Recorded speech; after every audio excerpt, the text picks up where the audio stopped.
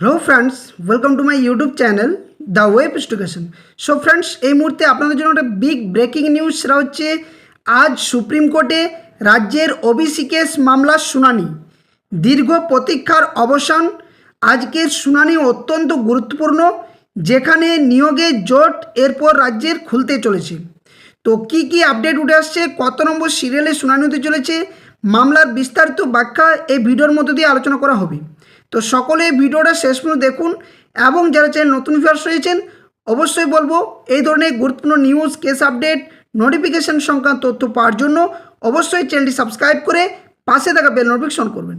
তো দেখুন, বিষয়টি আপনারা জানেন যে গতকালকে রাজ্যের মুখ্যমন্ত্রী স্বয়ং কিন্তু সাংবাদিক মাধ্যমে বলেছিলেন যে নিয়োগ সংক্রান্ত ব্যাপারে কেন এত জটিলতা, তার মধ্যে তিনি গুরুত্বপূর্ণ কারণ দেখিয়েছেন যে গত 2 বছর ধরে রাজ্যের ওবিসি কেস মামলা আটকে থাকার জন্য সুপ্রিম কোর্টে নিয়োগ সংক্রান্ত যে ব্যাপারগুলো সেগুলো কিন্তু একটার পর একটা কিন্তু ডিলে হয়েছে।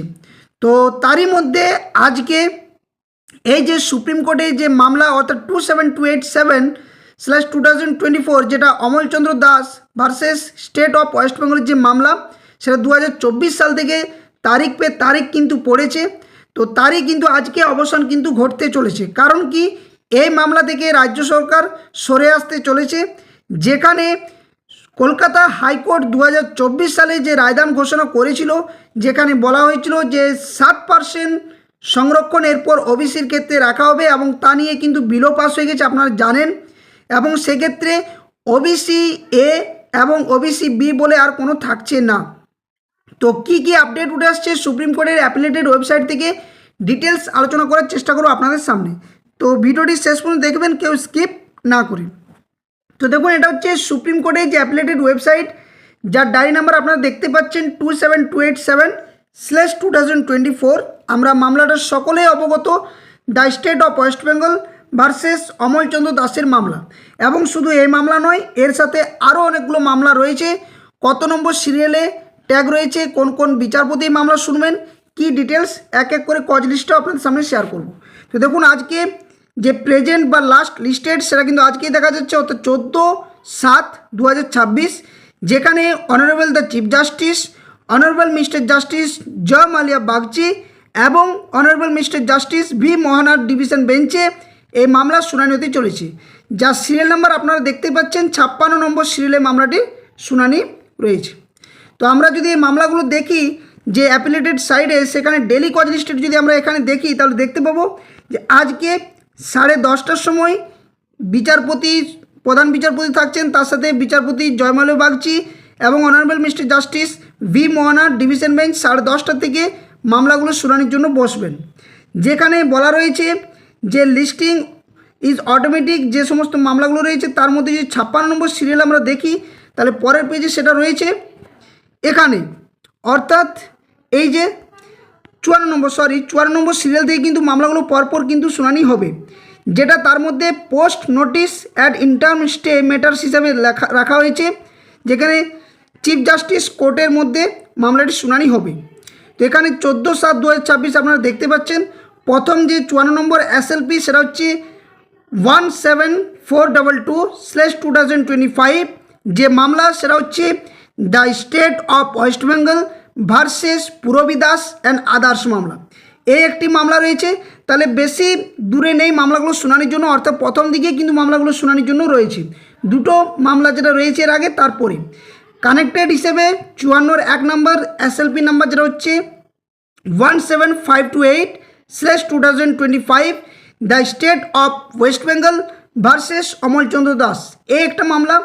নিচের দিকে যদি স্ক্রল করি তার পরের পেজে আরেকটা রয়েছে, সেটা কি না 54 নম্বরে লিস্টেড রয়েছে কানেক্টেড মামলা, সেটা হচ্ছে 17973 থেকে 17974/2025 the state of West Bengal versus Atmadeep and others মামলা। তো এই 3টি মামলা কিন্তু ট্যাগ রয়েছে এবং এই যে 3টি মামলা সেটা কিন্তু আজ শুনানি হতে চলেছে সুপ্রিম কোর্টে। তো খুবই গুরুত্বপূর্ণ। এবং নিচের দিকে যদি দেখি এখানেও 56 নম্বর সিরিয়ালে যেটা রয়েছে, এই যে মূল মামলাটা, এই মামলাটি কিন্তু আজকে পুরোপুরি একদম যে উইথড্রল করার যে ব্যবস্থা সেটা কিন্তু আজকে হবে, যেটা কি the state of West Bengal and another's versus Amalchandra দাসের মামলা।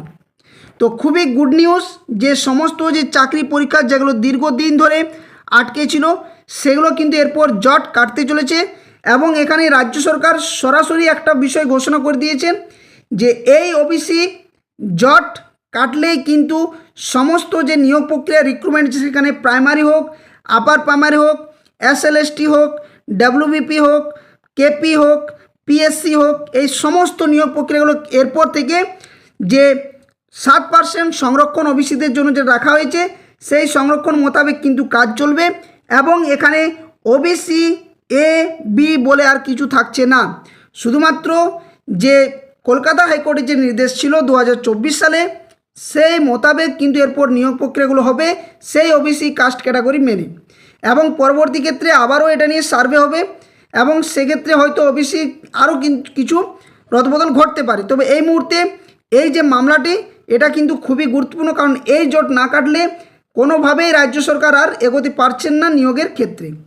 তো কালকেই এই বিষয়ে রাজ্যের মুখ্যমন্ত্রী স্বয়ং এবং সাথে 2 শিক্ষামন্ত্রীকে নিয়ে এই যে সাংবাদিক বৈঠক, সেখানে সাংবাদিক বৈঠকের সমস্ত বিষয় আলোচনা হয়।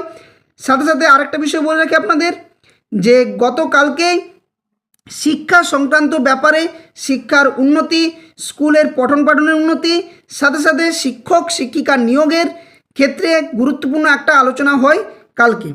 তো দেখা যাক আজকে মামলার শুনানির আপডেট কি আসছে। আশা করছি আজকেই একদিনে মামলাটি পুরোপুরি কিন্তু যে ক্লিয়ার করার যে ব্যবস্থা সেটা কিন্তু সুপ্রিম কোর্টে হতে চলেছে, কারণ এখানে গত রাজ্য সরকার যেভাবে ঢিলেমি করেছিল এবং নিয়োগের ক্ষেত্রে যে জট পাকিয়েছিল সেই জট আর কিন্তু থাকবে না। আজকে কিন্তু নিয়োগের জট একদম পুরোপুরি ক্লিয়ার হয়ে যাবে।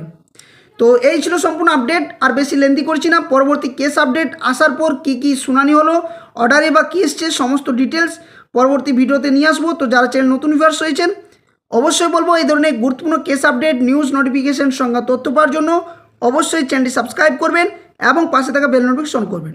আর যারা ফেসবুক পেজ থেকে ভিডিওগুলো দেখেন অবশ্যই ফেসবুক পেজটি ফলো করে রাখবেন। ভিডিও ডেসক্রিপশন বক্সে অফিসিয়াল টেলিগ্রাম চ্যানেল লিঙ্ক এবং অফিসিয়াল ফেসবুক পেজের লিঙ্ক দেওয়া রয়েছে, সেখানে যুক্ত হয়ে যাবেন।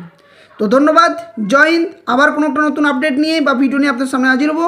ততক্ষণের জন্য সকলে সুস্থ থাকুন, ভালো থাকুন।